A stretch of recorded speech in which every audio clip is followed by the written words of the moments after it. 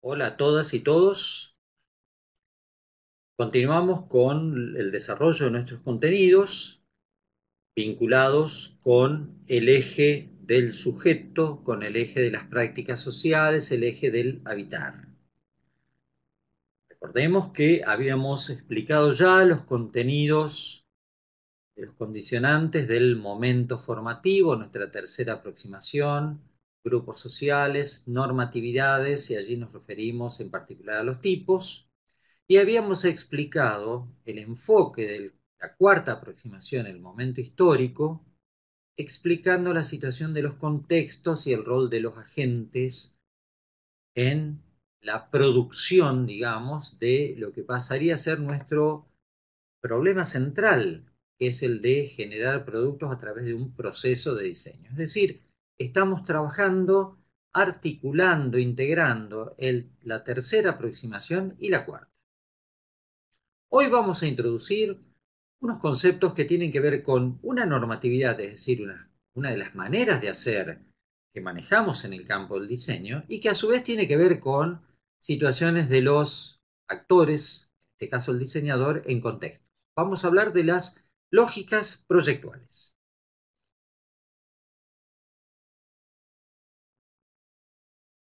Nuestro punto de partida es que en esos contextos que ya habíamos explicado en un teórico anterior, que son sociales, culturales, políticos, económicos, productivos, pero que además tienen una dimensión intelectual, una dimensión académica, de formación de nuestros actores, el diseñador, su desempeño profesional y todas las influencias del campo de lo científico, tecnológico, en esos contextos se produce el acto, el proceso de diseñar. Pero también dijimos que diseñar, y lo vamos a introducir y lo vamos a sostener, es generar ideas con las cuales organizar conformaciones, es decir, generar bases para nuevas posibilidades de lo real, nuevos objetos que se van a insertar en el mundo de lo real. Para esto necesitamos ideas, eso que hemos llamado un pensamiento proyectual. Y ese pensamiento proyectual no es una invención mágica, no es la pura intuición. Sobre saberes previos vamos construyendo ideas que nos permiten avanzar en nuestras explicaciones, en nuestros análisis, en nuestras comprensiones y en la producción de resultados. Y esto constituye realmente un proceso de investigación, un proceso en el cual organizamos marcos teóricos, marcos de conceptos y vamos avanzando para poder analizar, comprender, interpretar nuestro campo, pero también para producir nuevas situaciones de diseño. Es decir, producir nuevos objetos, nuevos sistemas de objetos, nuevas intervenciones. Todo esto está orientado por conceptos que desde la teoría amplia bajan al campo específico, el diseño de la vivienda, el diseño de la ciudad, el diseño de instituciones. Estamos bajando a conceptos que ya no son la teoría pura y no son la pura práctica empírica. Vamos bajando a aquello que funciona en el proceso de diseño y que son las llamadas lógicas proyectuales. Cuando, por ejemplo, observamos estos croquis de Glenn Murcutt para una de sus viviendas, nos damos cuenta, fíjense, son croquis, todavía esto no es un proyecto. Sin embargo, aquí tenemos todos los conceptos, digamos, todas las ideas que han movilizado al diseñador para resolver esa situación y proponer ese objeto. No están las teorías generales que Murcutt maneja, el diseñador maneja. Está la operativización de esas teorías para en ese lugar producir este tipo de solución. Lo vemos en los pequeños escritos, bueno, aquí no lo van a poder apreciar, pero todas las consideraciones que el diseñador va registrando al analizar el sitio y el modo de localizar.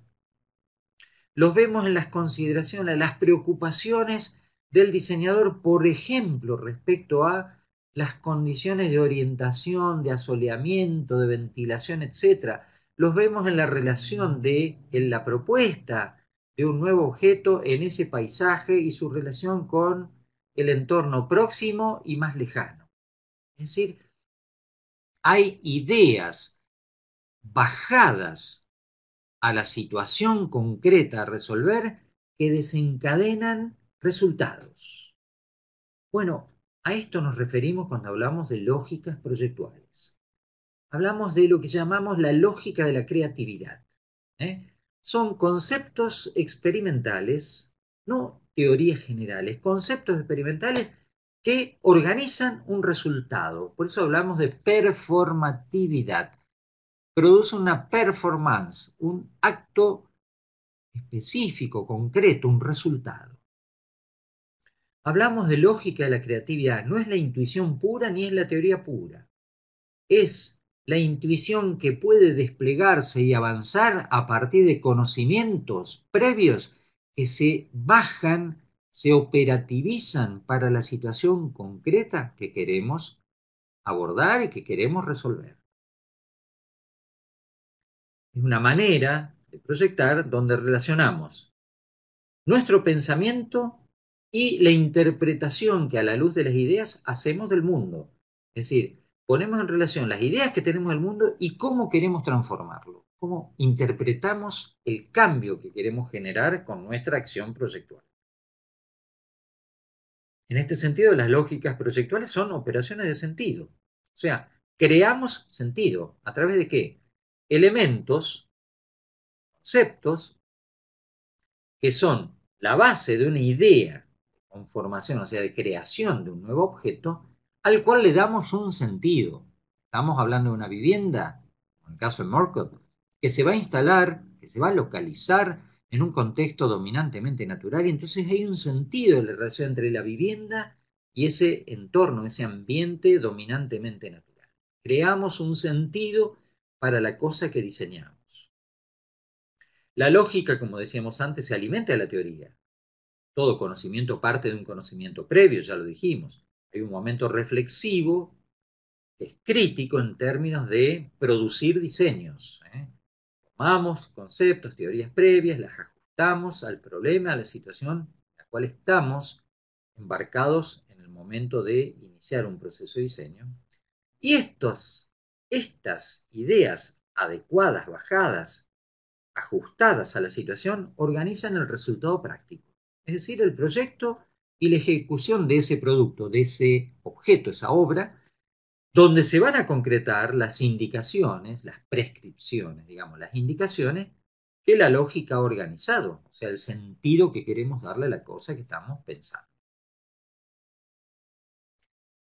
Las lógicas, de hecho, están manifestando el modo en que interactuamos entre el sentido social, lo que la sociedad ha legalizado, legitimado a través de prácticas culturales, y las prácticas individuales que los diseñadores desarrollamos a través de la proyectación.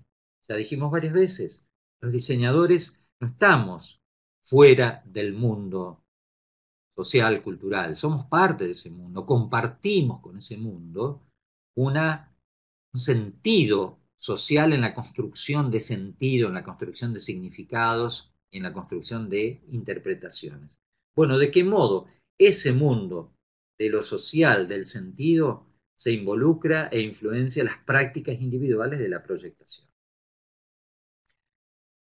Y por supuesto, una lógica es el resultado de interactuar condiciones externas, objetivas, externas al diseñador, ese ambiente, ese campo, esos contextos, los campos teóricos que funcionan, en el caso de la disciplina, en el caso de la arquitectura, el urbanismo, por ejemplo, el campo productivo, el campo de realizaciones, que no es solo el producto de un individuo, sino de toda la disciplina y de la sociedad en su conjunto. Bueno, esas condiciones externas que son objetivas en ese sentido, interactúan con las condiciones internas del diseñador, las condiciones subjetivas, los conocimientos que el diseñador ha ido construyendo, ha ido recibiendo, ha ido procesando y ha ido construyendo, las percepciones que el diseñador desarrolló, los intereses que expresa en sus acciones y en sus actividades, el manejo que tiene del campo de lo proyectual,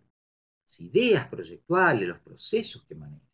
todo esto que estamos analizando ahora en el trabajo de análisis del diseñador justamente. Bien, allí entonces podemos ver, vemos a la obra de Glenn Murcutt, esta casa de huéspedes, que fue producto del reciclaje de un depósito, nos está mostrando ideas previas del diseñador, el concepto ambiental que el diseñador maneja en casi todas sus obras, adaptado a esta situación. En lugar de construir una nueva casa para huéspedes, se propone reciclar un cobertizo, un galpón, diríamos, para convertir en una casa de huéspedes. Y esto es coherente con un concepto de diseño para la sustentabilidad y es coherente con esa situación concreta en la cual el objeto está localizado. ¿eh? Aparece la idea de arquitectura pasiva, la no introducción de acondicionamiento mecánico, aprovechar las condiciones del lugar en términos de asolamiento, de ventilación, de iluminación, etcétera, vinculaciones con el paisaje, etcétera, para hacer que eso que era un galpón pase a ser una vivienda. Entonces, en la obra del diseñador vemos cómo las ideas previas, las condiciones de construcción del ambiente que la sociedad ha ido adoptando en el tiempo, se materializan, se manifiestan en una intervención personal, que es ese proyecto. También pasa en este otro proyecto de Glenn Murcutt, ¿eh? donde vemos la reutilización de patrones de comunidades aborígenes en cuanto a organización de los espacios, en cuanto a localización sobrelevada, en cuanto a ambientes que permiten ventilación por arriba, por abajo y de manera longitudinal, etc. Aprovechamiento de conocimientos previos que se convierten en conceptos para organizar este resultado. Lógicas hay varias, hay muchas. Vamos a trabajar algunas que podremos verificar en los análisis de nuestros diseñadores. Una primera tiene que ver con las relaciones entre el objeto de arquitectura y sus contextos, sus entornos inmediatos, el ambiente. Lógicas contextualistas. Fíjense en este proyecto de Enrique Braune para Zapallar, que no se construyó, el modo en que el diseñador entiende la inserción del objeto en un contexto dominantemente natural. El objeto se inserta en una barranca, artificializando relativamente de manera muy limitada la barranca, incrustando el objeto en la barranca. Fíjense en la axonométrica, cómo claramente se continúa ese perfil de la barranca, se le interviene de manera limitada y el bosque prácticamente sigue su existencia con una leve interrupción para generar el acceso a la vivienda. Lo mismo pasó en la obra de Wright, La Casa de la Cascada. El objeto es muy singular, muy expresivo, muy fuerte, pero sin embargo el contexto ha permanecido, tanto que ni siquiera se intervino sobre la cascada sigue estando. La Casa Smith, de Richard Mayer, con esa apertura total hacia el paisaje del lago, digamos, y del bosque, y el cierre hacia la carretera también nos está hablando de organizar un concepto que deriva de la valoración que se hace del contexto. La casa de roca en Calamuchita inserta al fondo de un claro sin, digamos, interferir con el bosque nativo y con esa pequeña pradera que quedaba en el espacio de la localización. Fíjense esta imagen, es la ciudad de Ámsterdam. Ciudad con una muy clara definición, construida a lo largo de siglos y consolidada básicamente en el siglo XVII y XVIII. Casas estrechas de 3-4 niveles, con los coronamientos en piñón fuertemente verticales, característicos de la arquitectura holandesa de aquellos momentos. Y bueno, allí vemos, este es uno de los canales, aquí vemos estos objetos variados que van manifestando. Y fíjense este objeto en particular. Este objeto claramente no es del barroco, claramente es un objeto nuevo, inserto no hace tanto tiempo, y sin embargo ha retomado elementos de esa contextualización. El sistema de aventanamientos claramente enunciado, 3 niveles, 4 niveles claramente enunciados, y un coronamiento que sin reproducir el típico piñón holandés, rememora aquella idea del coronamiento en piñón. A diferencia de este otro edificio, que evidentemente aparece como una intrusión, o este, que también aparecen como intrusiones sin continuidad con esa situación previa que el contexto había ido organizando. Veamos otros ejemplos. Ejemplo de no contextualización. Esto es Berlín. Berlín en la zona de los museos. Fíjense la arquitectura característica del centro de Berlín, muy bombardeado, muy destruido. Y fíjense, esto era parte de un museo, la ampliación del museo. Evidentemente, entre los sectores preexistentes y el nuevo objeto no hay ningún tipo de relación contextual. Hay una intrusión de un elemento absolutamente diferente que remarca su individualidad en ese contexto. Diferente a lo que ocurre aquí, centro de Praga.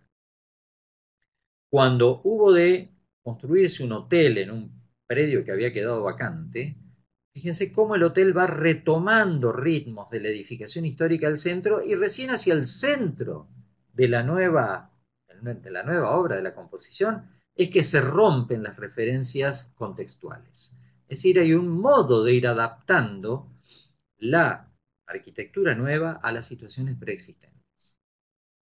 El proyecto Egueri, también en la ciudad de Praga, evidentemente es una clara manifestación del individualismo proyectual y de la ruptura contextual.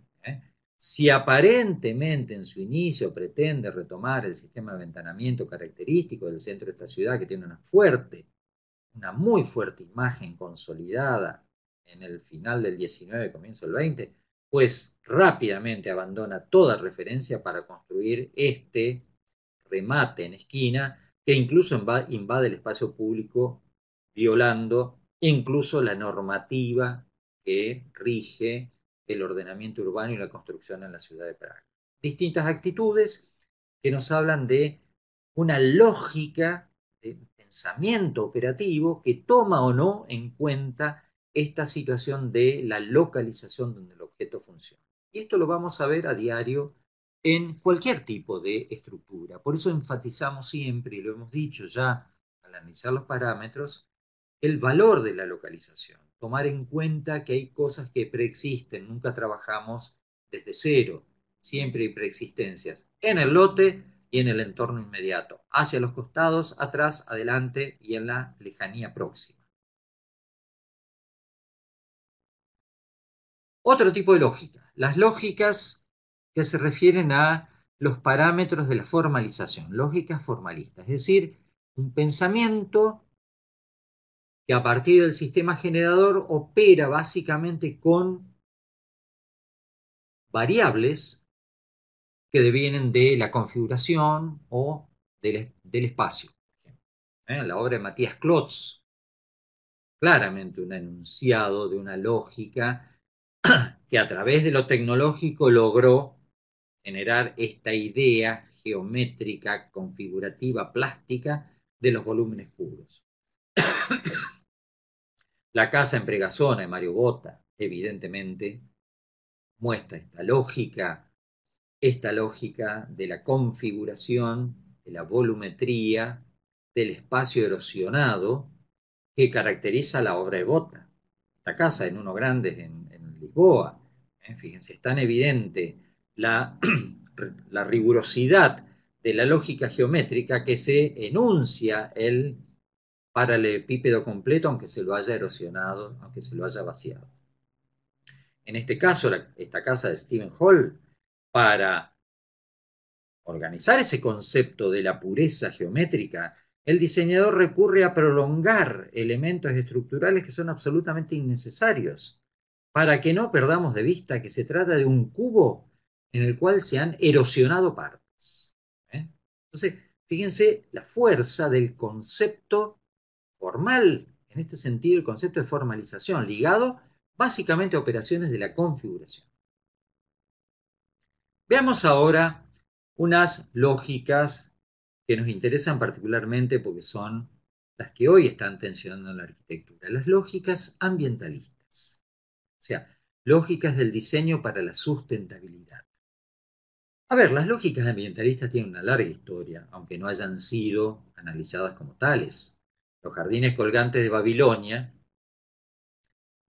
del cual acá vemos una imagen utópica, no sabemos si eran así, pero bueno, una supuesta reconstrucción, fueron la intención de generar la incorporación de elementos vegetales, incluso foráneos, en el marco de una situación de casi desierto que era la de la ciudad de Babilonia, hoy en ruinas, pero muy cerca de la capital de Irak, muy cerca de Bagdad. Desierto que de hecho no tenía este tipo de vegetaciones, pero hay un interés en la incorporación de la vegetación en un ámbito extremadamente carente de la vegetación. La arquitectura árabe siempre mostró esta relación con elementos de la naturaleza como el agua y la vegetación, que la vemos, por ejemplo, en los jardines de la Alhambra en España. La arquitectura francesa, el gran siglo, el siglo de Luis XIV, es este, es el planteo del Palacio de Versalles en su etapa inicial, faltan las salas, falta todo el desarrollo, pero el palacio todavía no está completo y sin embargo lo que ya está completo es el planteo general de ese entorno de naturaleza domesticada, diríamos. Los jardines geométricos en la parte inmediata, los bosquetes, el gran canal y los bosques que también están planificados hacia la lejanía. O sea, hay una idea de que la arquitectura y la naturaleza domesticadas interactúan. En las arquitecturas populares, las arquitecturas sin arquitectos, por ejemplo, en nuestros litorales, en la zona del litoral, de Brasil, de digamos, Paraguay, vemos claramente una lógica no desarrollada, pero sí, no desarrollada conceptualmente, pero sí practicada por estas poblaciones, que es la de convivir e interactuar con las condiciones naturales. De ahí los palafitos, de ahí el techo que permite la ventilación por arriba, por debajo, etcétera, etcétera. O sea, las lógicas ambientalistas parten en definitiva de aquellos conceptos que habíamos planteado alrededor del concepto de desarrollo sustentable. Recordemos que ese concepto de desarrollo sustentable interactuaba de diversas dimensiones, la de lo ecológico ambiental, la económica, la tecnológica, la política, la ética, la institucional, la dimensión cultural, humana, la dimensión de lo social. Todas ellas interactúan para generar un concepto de desarrollo, un concepto de la manera en que apropiamos y transformamos adecuadamente ese ambiente natural originario. Y esto nos ha llevado a introducir la noción de calidad proyectual sustentable. Si ustedes recuerdan, habíamos hablado de que esta noción de calidad se refería a una triple calidad, que nos hablaba de sustentabilidad de los proyectos y los productos resultado del proceso de diseño. La calidad tecnológica, expresada como calidad constructiva, la calidad de adaptabilidad, de mantenimiento. La calidad cultural, aquella que manifiesta el grado de adecuación de las prestaciones y que se vincula básicamente con el modo en que todo el universo de las funciones se cumple en la relación entre habitar, lo social y cultural, y el hábitat, lo físico espacial. Finalmente, la calidad ambiental, calidad de la materialidad durable, reciclable, biodegradable, no contaminante, no generadora de problemas. Esto se manifestaba en última instancia en esta idea, recurrimos a un esquema, donde la interacción de estos tres conceptos de calidad, la tecnológica, la ambiental y la cultural, confluyen para definir la calidad sustentable de los productos del diseño. Bueno, el proyecto como tal, el proyecto del diseño atravesado por esa idea de calidad sustentable, da origen a este concepto de proyecto sustentable, proyecto para la sustentabilidad, que hoy en día es uno de los desafíos mayores que se nos plantea en el campo de la arquitectura, pero que grandes diseñadores, sin hablar de esto, también tuvieron en cuenta en su momento. Si entramos a hablar del diseño para la sustentabilidad, esta lógica, queremos trabajar en particular, recordemos que el punto de partida es pensar que el ambiente es una totalidad y que el objeto de arquitectura, sustentable si queremos que lo sea, es tal cuando es parte de ese contexto global que es el ambiente como totalidad. ¿Eh? Que además hay un ciclo de vida del producto que va a impactar tanto en el momento en que lo pensamos, con el momento en que lo construimos, cuando funcione y cuando deje de funcionar. Y estas tres cuestiones las vamos a tener que tener en cuenta para pensar en la idea de sustentabilidad de las acciones del diseño.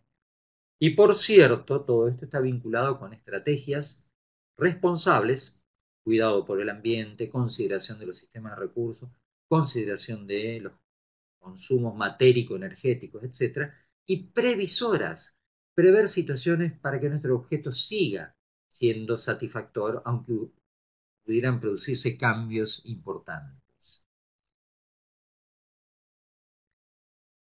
Vamos a entender que en los procesos del diseño sustentable hay que contemplar la multiplicidad y multicausalidad de relaciones entre las distintas variables del objeto. Ya lo dijimos, la configuración tiene que ver con la realización, el espacio con la función de hecho, la métrica tiene que ver con lo funcional, la localización tiene que ver con la configuración, con la realización, con los espacios, con las funciones, en fin. Tener en cuenta que ninguno de los elementos que organizan el objeto es independiente. En segundo lugar, incorporar el análisis de las prácticas sociales. Y esto lo hemos enfatizado al hablar de la función, pero además incorporar el análisis cuidado de las relaciones entre el objeto y las condiciones en que se localiza, se inserta en el ambiente. Y en tercer lugar, debemos entender que nuestras acciones de diseño y los objetos que producimos producen consecuencias en el ambiente. Evaluar las consecuencias de las acciones y los productos proyectuales en el ambiente. Desde este punto de vista que podemos hablar de lógicas ambientalistas, lógicas para el diseño, para la sustentabilidad. Por ejemplo, en la obra de Bruno Staño, diseñador de Costa Rica, que nos visitó el año pasado y que presentó de una manera ejemplar realmente, con una claridad increíble, sus ideas y las manifestó a través del análisis de sus obras. Vemos aquí, por ejemplo, en estas casas pensadas para la selva, para trabajadores en la selva, cómo operan todos los conceptos operativos vinculados con las situaciones de lo ambiental. Reconocemos aquí algunas cosas que también veíamos en la obra de Murcott, por ejemplo, el pilotí, la separación de los techos respecto de los muros, la separación del piso respecto del nivel inferior de la vivienda para garantizar circulaciones, aislar de la humedad, garantizar aire por arriba, por abajo, garantizar ventilación sin tener que recurrir a los acondicionamientos mecánicos. O la idea de la segunda fachada aquí en esta editorial en el centro de la ciudad de San José de Costa Rica, esta fachada vegetada que genera un nuevo concepto de fachada y que lo hemos visto en varios objetos también. La obra de Enrique Browne, cuando recupera viejos parrones y galerías vegetadas tradicionales de la arquitectura cuyana, también nos está hablando de una lógica ambientalista, una lógica de la relación interior-exterior que aclimate, que acondicione sin tener que recurrir a acondicionamientos mecánicos. Los muros vegetados, el Museo del Quai Branly en París de Jean Nouvel o la Caixa de Herzog y de Meuron en Madrid, están expresando esta idea, estos conceptos que devienen de una lógica ambientalista. ¿eh? E incluso este cambio del mismo concepto de fachada, la fachada que va variando según las estaciones del año, también tiene que ver con una lógica que no es solo configurativa, sino que tiene que ver con condiciones del ambiente en el cual se inserta. La obra de Browne ya lo vimos antes. Esto que era contextualista al mismo tiempo está evidenciando, este proyecto para Zapallar, está evidenciando una lógica de respeto de las condiciones del contexto ambiental de inserción. O el manejo de los parrones para crear ámbitos de transición y espacios de permanencia que no son estrictamente interiores y que tampoco son exteriores porque están protegidos. Los planteos que desde las tecnologías se hacen, por ejemplo, sobre el tema de la vivienda bioclimática, responden a esos conceptos, a esa idea de lógicas, que de algún modo introducen conceptos generales de las técnicas del acondicionamiento bioclimático en soluciones y en proyectos particularizados. Esto incluso llega a abarcar planteos generales de urbanización, donde la disposición de los elementos construidos, bloques de vivienda, etcétera, están claramente dirigidos por cuestiones ambientales, ventilación, iluminación, etcétera, pero también por cuestiones ambientales naturales, pero también por cuestiones ambientales sociales, áreas de reunión, áreas de encuentro, circulaciones que respetan las preexistencias en el lugar, como también hemos visto en la obra de Morgoth. ¿eh? El respeto de o la asunción de ciertas condiciones que el ambiente del lugar de localización están planteando para un mejor proyecto que no requiera de acondicionamientos mecánicos. Fíjense aquí cómo se han analizado las circulaciones de aire para evitar justamente, y lo mismo que los sistemas de desagües pluviales, etcétera, para que todo esto revierta en reutilización, en evitar energías innecesarias para la climatización, reutilización de aguas para mantener los espacios verdes, etcétera. Grandes proyectos, como estas propuestas de edificios vegetados, de suelos inflados a la manera de Zaha Hadid, por ejemplo, estas cubiertas totalmente vegetales, o este concepto de proyectar el territorio, el ambiente del territorio, tienen que ver con estas orientaciones y estas ideas de lógicas que devienen de conceptos operativizados desde el enfoque del ambiente y la sustentabilidad. En particular vamos a mirar una lógica ambiental contextualista, que se expresa en los tipificadores que Bruno Estaño presentó en su momento aquí en Córdoba referido a su obra. Estaño claramente parte de trabajar, de construir, de proyectar para el trópico.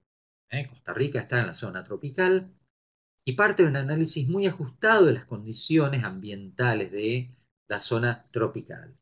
De ahí deriva una serie de tipificadores que van a construir o que van a organizar los tipos que ustedes van a poder reconocer en su obra. El habitar cobijado por techos, es decir, techos que de algún modo cubren la totalidad y todavía el entorno inmediato, próximo, las galerías de una vivienda. Techos de fuertes pendientes, zona de lluvias muy intensas. Techos que se continúan en aleros protectores de la edificación para evitar el impacto justamente de la lluvia del clima. El hecho de levantarse del suelo, el hecho de utilizar el pilotín para evitar la humedad ascendente. Una construcción liviana, zona que en algún momento puede estar impactada por huracanes, por ejemplo, requiere construcciones livianas que puedan resistir perfectamente y que sean de fácil organización. Pero al mismo tiempo, esa construcción liviana se organiza con paredes texturadas y perforadas para que sea posible la ventilación sin tener que recurrir a medios mecánicos. La introducción de la sombra y la penumbra. Fíjense, uno siempre piensa en la necesidad del sol. Bueno, en el trópico, poder vivir implica poder generar sombra, poder generar la transición de la penumbra. Entonces él plantea esta idea de climatizar con el clima. Utilizar los mismos datos, las variables que el clima local del trópico está generando para diseñar con ellos. De hecho, las ventilaciones cruzadas, obligatorias, es el modo de asegurar ventilación, refrigeración, etcétera, sin tener que recurrir a medios mecánicos. El planteo de las paredes vegetales, reconociendo la capacidad que tiene la vegetación de acondicionar interiores. Las fachadas despiezadas, dice él, paredes multicapa, esa fachada que tiene aspectos vegetales, aspecto perforado, una fachada protectora interior, etc. Él dice usar el paisaje como un recurso climático, usar los recursos que el paisaje local está planteando. No mover la vegetación, emplearla, acondicionarla, digamos, incorporarla dentro de el proyecto, no generar los grandes movimientos de suelo, etc. Y finalmente habla de una relación adentro-afuera libre, es decir, que haya continuidades garantizadas, por ejemplo, por los aleros protectores, por las paredes texturadas perforadas, por esta relación luz, sombra y penumbra. En algunas obras de él lo vemos. Los análisis que plantea para esta vivienda, por ejemplo, tienen claramente en cuenta esto, el sol y las ventilaciones, para poder organizar su disposición en el entorno y poder garantizar procesos de ventilación sin tener que recurrir a ventilación mecánica. Ahí aparecen los muros texturados, perforados, etcétera, y los vemos en la realización que ha planteado definitivamente, por ejemplo, la incorporación de los pilotí para liberar la edificación del suelo, evitar la humedad, etcétera.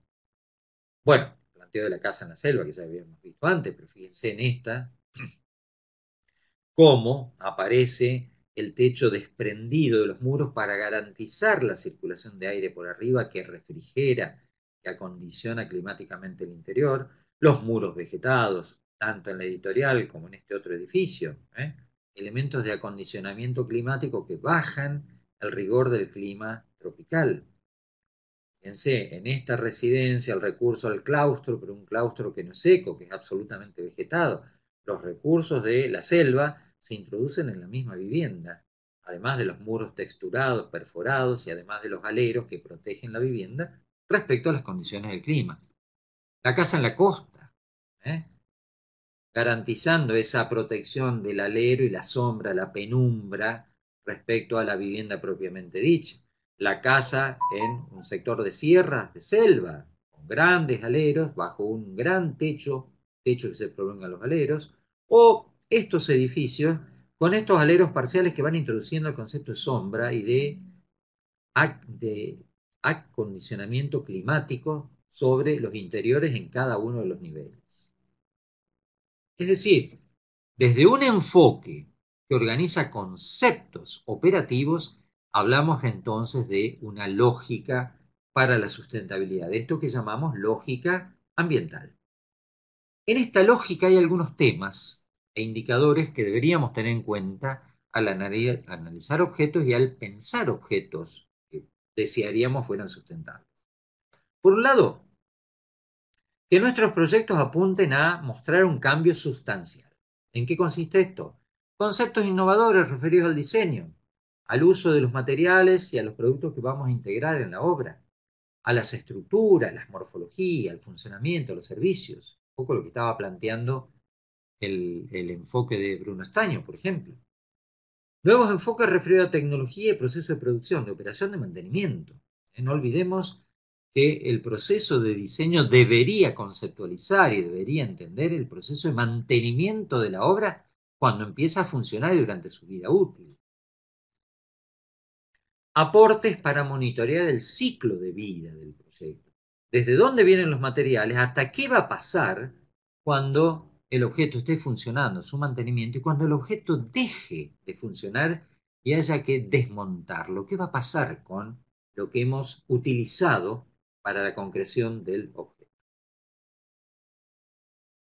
Segundo tema, normas éticas y de equidad social.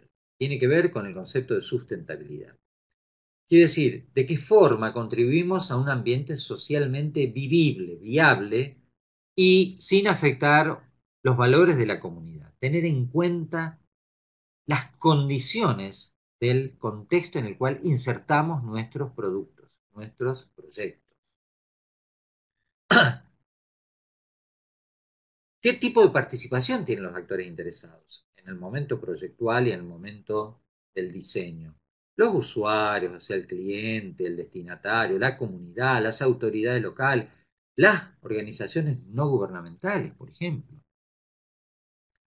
¿De qué modo organizamos el trabajo para la producción de la obra y de los materiales? ¿Hemos pensado estos temas al proyectar y al diseñar? ¿De qué modo estamos asociando nuestras intervenciones a la idea de transparencia? Transparencia política, financiera, a controles públicos, respeto de las normativas, respeto de, si hiciera falta, consultas de la comunidad afectada, etc. Tercer gran tema, la calidad ecológica y la conservación de energías. Hace referencia a la eficiencia energética y matérica en el concepto, en el diseño, en la operación, en el mantenimiento de la cosa. ¿Qué tipo de acondicionamiento le estamos pensando? ¿Qué tipo de materiales? ¿De qué manera vamos a orientar para que la eficiencia energética sea máxima? ¿Eh?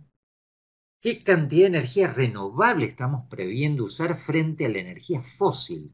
¿Estamos incorporando elementos proveedores de energías renovables en nuestros proyectos? ¿Qué tipo de impactos ambientales controlados van a ocurrir durante el ciclo de vida de la obra, del proyecto? Finalmente, productos y tecnologías que sean apropiados y que tengan durabilidad, que no sean motivo por deficiencias de producción y de construcción, que no sean motivo de reemplazo cada tanto tiempo. Cuarto aspecto, el rendimiento económico, por cierto, y la compatibilidad. O sea, la idea de flexibilidad para hacer que ese capital que uno invierte inicialmente tenga durabilidad en el tiempo. Con respecto a los usuarios, con respecto a flexibilidad frente a posibles cambios en las regulaciones, flexibilidad frente a cambios de las funciones, funcionalidad de la cosa. ¿Qué, ah, ¿Qué tipo de economía de recursos vamos a desplegar durante la producción del objeto? ¿Cómo va a ser el obrador? ¿Cómo vamos a copiar materiales? ¿Cómo se van a hacer las excavaciones? ¿Cómo va a ser la construcción de la cosa? ¿Qué tipo de recursos financieros vamos a usar en el ciclo de vida del producto y qué impacto van a generar en lo físico, en lo social, en lo cultural? Y finalmente, un quinto criterio es esta idea de respuesta contextual. ¿Cómo hemos considerado el contexto ambiental, social, cultural, natural, llegado el caso, en el cual localizamos? Por lo pronto, nuestros objetos, nuestros diseños deberían aportar al mejoramiento de la calidad, el nivel y las condiciones de la vida existente en el lugar. Deberían responder a esos contextos físicos que son naturales y artificiales y socioculturales. Además, considerar las interdependencias, las correspondencias entre los sistemas del producto y otros sistemas y productos existentes en el nivel urbano, en el nivel territorial, en los aspectos arquitectónicos, patrimoniales, paisajísticos. ¿Qué estrategias hemos pensado en términos de uso, de flexibilidad, de multiplicidad de funciones, de reuso, en términos de estrategias para adaptarse al cambio? ¿Qué calidad objetual integral ofrece nuestra intervención y qué impactos provoca en el entorno, en el ambiente de la localización?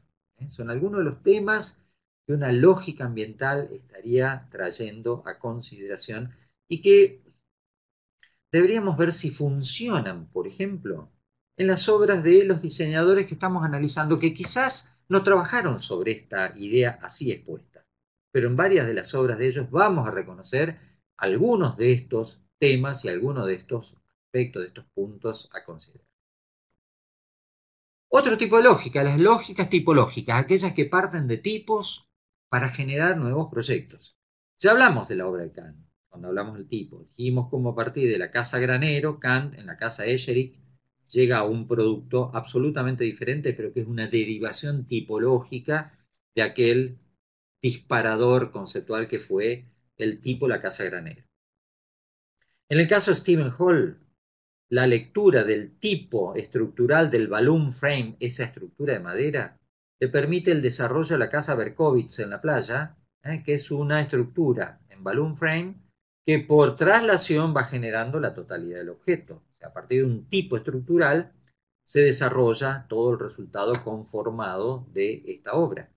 En la obra de Mario Botta, fíjense, la casa rotonda, Stabio o la Pregasona, En las dos encontramos que la planta baja tiene los accesos y los servicios. El primer nivel tiene la vida social, el segundo nivel tiene la vida privada. Es decir, hay un tipo de organización funcional espacial que se repite en varias de las obras de Mario Botta. En el caso de Enrique Brown, en la casa en San Damián, parte de tipos preexistentes, el atrio, viejo atrio de las casas romanas, reelaborado en el siglo XIX, como la sala con la vidriería, digamos, que era una especie de hall de recepción, los parrones, las galerías cubiertas, que vienen de la arquitectura tradicional y que organizan resultados a partir de este recurrir al uso absolutamente creativo de tipos preexistentes. Lógicas tecnológicas, donde la realidad de la realización es la que rigió, de algún modo a partir de la relación espacio-función, rigió la respuesta. Y la vemos en obras muy claramente expuestas, como por ejemplo la Casa Farnsworth de Mies van der Rohe. Aquí claramente la lógica de la tectónica, la lógica del acondicionamiento frente a un lugar inundable, el palafito, la idea de la arquitectura sándwich, entre dos placas horizontales se desarrolla el espacio habitable, están claramente expuestas en el resultado que aparece con la fuerza de lo estructural tecnológico. La obra de Calatrava, en su manejo del hormigón, que siendo un elemento plástico, es evidentemente la clave estructural tecnológica de la realización de sus obras. Los laboratorios de la Universidad de Filadelfia, los laboratorios Richard de Lewis Kahn en la Universidad de Filadelfia, esta libertad de resolución de los ángulos se deriva justamente de un planteo estructural, de una lógica tecnológica. ¿Sí? La obra de Jan Nouvel, por ejemplo, en Noruega, en el Gran Museo en la ciudad de Oslo, donde por continuidad interrumpida, pero continuidad estructural al fin de una gran cubierta, debajo de esa gran cubierta se han ido organizando distintas secciones del museo, de este centro cultural y de exposiciones en la ciudad de Oslo. Entonces, vemos que acá hay una resolución de la idea de espacio-función guiada desde una lógica claramente tecnológica, la estructura. Las lógicas funcionalistas, aquellas que han puesto el énfasis en la relación o la manifestación del orden, de la organización de la función y su expresión espacial. ¿Eh? ¿Qué las vemos? En la obra de Le Corbusier claramente, lo social integrado por un lado, lo individual técnico celular el otro, que también la vemos en la obra de Richard Mayer, la Casa Smith, lo social integrado como espacio único de continuidades, lo individual técnico compartimentado celular y ambos vinculados por esa circulación que balconea sobre lo social. Obra pionera, la Casa Robbie de Wright, ¿no? Donde lo social empieza a integrarse, ya lo vimos la vez pasada, el estar con el comedor, las salas de juegos, con el lugar de recreo, de descanso, de estar, y por el otro lado, los espacios privados, las habitaciones técnicas de servicio y las habitaciones privadas de los miembros de la vivienda. Lógicas donde espacio y función se manifiestan claramente en una organización de la función que organiza, valga la redundancia, la disposición de los espacios y que termina siendo la clave de la configuración total, de la conformación total del objeto. Fíjense, en este uno de los últimos edificios hechos, esta es la ópera de Oslo, en Noruega, fuertemente, digamos, una fuerte presencia de la configuración, el subsistema de la formalización está muy fuertemente expuesto. Sin embargo, todo esto deriva de una lógica funcional. El espacio de la ópera, su espacio exterior, que es parte del concepto diseñado, es un lugar de encuentro, un lugar de reuniones, hasta el techo de la ópera es un lugar de reuniones, de encuentros, incluso de ciertos eventos de la ópera que se realizan en estos espacios exteriores. Es decir, vemos que hay una fuerte interacción entre idea de función y resultado configurado y conformación final del objeto.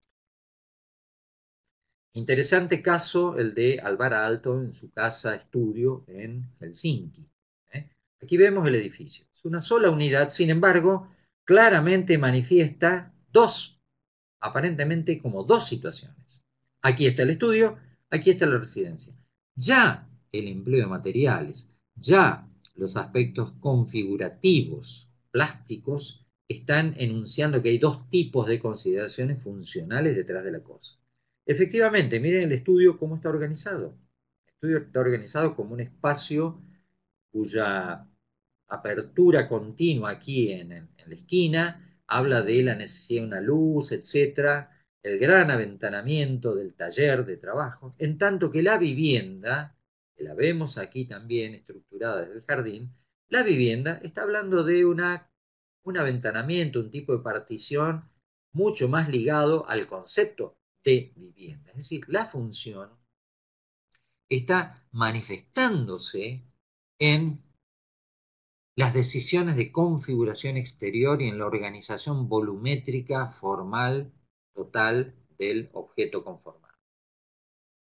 Bueno, como estamos viendo a través de estos ejemplos, cuando hablamos de lógica proyectual y su análisis en diseño, vemos que nunca opera una sola lógica. En realidad, las lógicas se van asociando. La lógica formalista de la formalización está desprendida de consideraciones estructurales o de consideraciones funcionales. Lo que estamos diciendo es que en todo caso aparece como dominante el resultado que ha puesto un énfasis fuerte en los aspectos de formalización. Bueno, una lógica proyectual, en definitiva, manifiesta el modo en que construimos el pensamiento proyectual, la habilidad con que diseñamos. El pensamiento proyectual es un tema bastante particular. El pensamiento de diseño tiene una característica que lo diferencia quizás del pensamiento filosófico, matemático o el pensamiento de derecho. Se orienta a cómo deberían ser las cosas. No solamente cómo son, la explicación, el análisis, sino la resolución, la proposición de cosas nuevas. ¿En base a qué? En base a conocimientos previos sobre los cuales intuimos, generamos eso que llamamos la creatividad. Eso que llamamos crearle nuevas posibilidades a lo real a través de la organización de la forma en sentido integral en que la venimos trabajando, ¿cierto? Entonces, el pensamiento de diseño es una particular manera de pensar que lo vemos en los esquemas de los diseñadores, por ejemplo, en el esquema de proceso de diseño que planteó Louis Kahn para el templo unitario, del cual vamos a hablar en una próxima clase cuando hablemos del proceso de diseño. Fíjense cómo el pensamiento de diseño se expresa en el primer esquema, el templo, el corredor que lo delimita, se lo separa y al mismo lo une, y luego la escuela dominical donde se aprende las verdades, digamos, de la Biblia. Y cómo eso se va traduciendo en ideas de proyecto. El concepto de Le Corbusier con la Ville Savoye, ese croquis donde la Ville Savoye aparece en el centro del predio, está enunciando ya su pensamiento en términos de localización respetando la realidad del entorno de esa localización. No afectar ese bosque, hoy en día ya desaparecido, pero que en 1929 caracterizaba a este lugar de la ciudad de Poissy, cerca de París. La pequeña casa a orilla del lago Le Mans, en Suiza, la casa para la madre de Corbusier, también expresa todo un concepto, un pensamiento, que es una lógica que operativiza el resultado. Cerrar la vivienda hacia la calle, abrirla absolutamente hacia el lago. Y esto, desde este esquemita, fíjense, aquí está la calle, ahí está el terreno. Bueno, desde este esquemita, pasando a esta idea de planta del proyecto, que claramente cierra hacia la calle y abre, y el croquis, digamos, croquis perspectivado, ¿no? Producido por el diseñador, que claramente muestra esa operación de sentido. Cerrar, abrir, operativizar un concepto de vinculación con el lugar para esta situación particular. Ahí opera una lógica y ahí opera la construcción de un tipo de pensamiento. La lógica proyectual nos habla de la habilidad que tenemos para diseñar.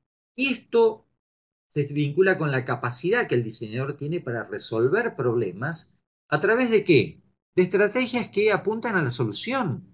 Por eso hablamos de cómo deben ser las cosas, no cómo son.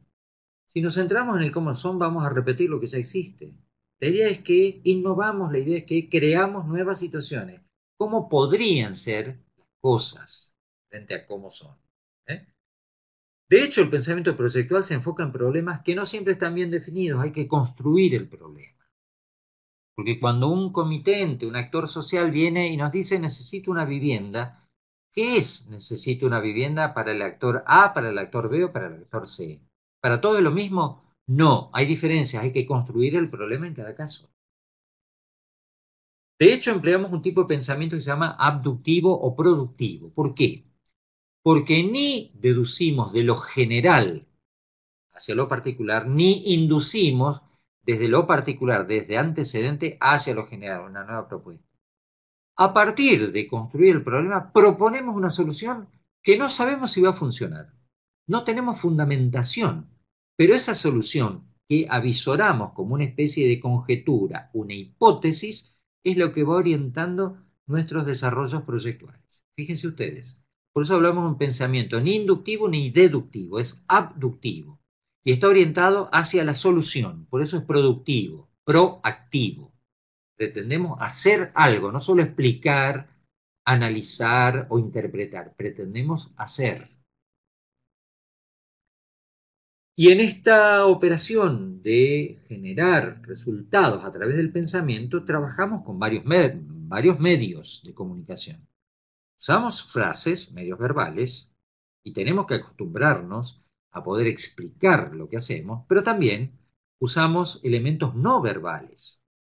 Manejamos modelos, manejamos esquemas, manejamos imágenes, perspectivas, esquemas gráficos, espaciales, conceptuales, etc. O sea, disponemos de una comunicación mucho más amplia que solamente el lenguaje. Y tenemos que aprender a manejar esos varios niveles de la comunicación. Tenemos que ser capaces de organizar una memoria descriptiva suficientemente clara, pero también tenemos que ser capaces, a través de pequeños esquemas, como hemos visto en los esquemas de los diseñadores, de comunicar lo que estamos pensando a medida que avanzamos. Es decir, una lógica proyectual nos habla de que hay reglas implícitas, a veces explícitas, de cómo se hacen las cosas, cómo hacer las cosas. Y estas reglas son el sustrato, los saberes previos con los cuales iniciamos el conocimiento de un problema y el planteo de las primeras ideas generadoras que van a resolver ese problema. ¿Eh? En este sentido, podemos asegurar que la creatividad, sin teoría, sin conocimientos previos, no puede pensar nada nuevo, no puede intuir nada diferente a lo que ya existe. Y en consecuencia nos volvemos unos reproductores de lo real existente. Y no es ese el sentido del diseño. El sentido del diseño es reproducir lo ya existente, es proponer nuevas situaciones que mejoren condiciones en lo existente, resolviendo nuevos problemas. De hecho, el pensamiento de diseño en última instancia es una manera particular de inteligencia que se aplica a esto que llamamos creación de nuevas posibilidades de lo real. ¿Eh? Proponer situaciones objetuales o situaciones urbanas o situaciones territoriales, de paisaje, que todavía no están explicitadas en lo real, pero que podrían llegar a insertarse como transformación de la estructura física espacial temporal. ¿Dónde leemos estas cuestiones? Las leemos en los esquemas. Cuando ustedes están analizando a los diseñadores, no dejen de ver los esquemas que los diseñadores han producido en relación a las obras que están analizando. Fíjense que en estas ideas, estos pequeños croquis que Le Corbusier hizo antes de los planos de la Ville Savoye, están contenidas prácticamente todas las ideas que después van a darle el formato, la conformación definitiva a sus ideas. Ahí leemos, aquí leemos el pensamiento del diseño y aquí leemos las lógicas. Aquí leemos los tipificadores, pilotí, planta libre, fachada, fachada libre, ventana paisada, leemos la terraza jardín. Leemos los tipificadores. Fíjense cómo a través del texto y de la imagen Le Corbusier comunica a un cliente, un comitente, la idea de cómo va a ser su casa. Nunca se hizo esta obra, se hizo algo similar, pero no esta obra, y fíjense cómo va comunicando. A través de distintos momentos de su pensamiento, lo va comunicando al destinatario, que es ese comitente, qué va a haber en el entorno, cómo va a aparecer el objeto en el entorno. ¿Cómo va a ser el ingreso? Pero una vez que ingrese, ¿qué va a encontrar allí adentro? ¿Qué va a encontrar en relación al exterior inmediato? ¿Cómo van a ser los interiores? ¿Qué vinculación hay entre estos interiores y los exteriores? Todo esto el diseñador lo va marcando a través de texto, donde están las ideas, e imágenes que las concretan, que las vuelven próximas a la comprensión del destinatario.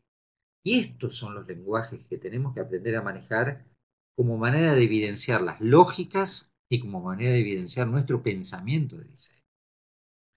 En la casa I de Stephen Hall están analizadas las ideas de interacción, intersección espacial, distribución funcional en espacios que se diferencian y al mismo tiempo se integran y que organizan un esquema inicial de conformación que finalmente después se va a concretar como tal.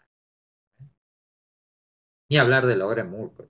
En la obra de Murcutt están contenidas sus pequeños textos, más el esquema que va mostrando cuáles fueron las preocupaciones. Miren la orientación, siempre está puesta. Esto nos habla, pero definitivamente, de que es un diseñador preocupado por la situación ambiental preexistente. Aquí están las lógicas proyectuales, aquí están las ideas básicas de ese pensamiento de diseño que después se va a concretar en la obra realizada. ¿Qué queremos ver con ustedes? Volvamos al ejemplo del Corbusier que habíamos planteado en la clase anterior al hablar de el diseñador y su trayectoria. Queremos que ustedes, a partir de visualizar las obras que tenían analizada en el trabajo práctico número 2, de haber visto otras obras del diseñador en esa trayectoria síntesis que íbamos a organizar, de haber leído sus ideas sobre arquitectura, sus ideas sobre tecnología, sobre contexto, sobre historia, sobre función, sobre ciudad, etc. Bueno, que vean de qué modo esas ideas, en la obra que analizaron, comparando con alguna otra, fueron adscribiéndose, asociándose en ciertos conceptos operativos, lógicas. Miren, en este trabajo, que es el mismo que habíamos empezado a ver la vez pasada, los alumnas descubren que en Le Corbusier podemos hablar de una lógica formalista. Indudablemente en la obra de Corbusier la formalización tiene mucha fuerza, pero esa lógica formalista está asociada con una lógica estructuralista. El pilotí, siendo una respuesta estructural, al mismo tiempo conforma, organiza la percepción que tenemos de la cosa, formalización. Y de hecho deviene una lógica tipologista. Los 5 postulados de Corbusier son el tipo. Y por otro lado, hay una lógica tecnológica, tecnologista, dicen aquí, una lógica tecnológica.